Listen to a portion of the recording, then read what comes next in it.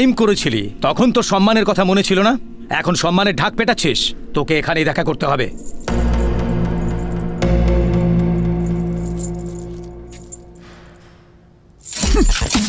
এই, আমায় হতকড়া পরিয়ে দিলি।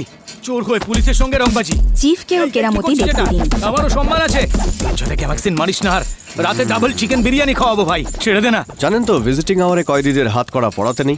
তবে যে তোর, যদি আমার জায়গায় আপনি থাকতেন তাহলে কি করতেন? আরে ভাই, তোকে হাত করা পড়তে হবে না, যা দেখা কর। এই নে চাবি, নে চাবি নে। হ্যাঁ হ্যাঁ,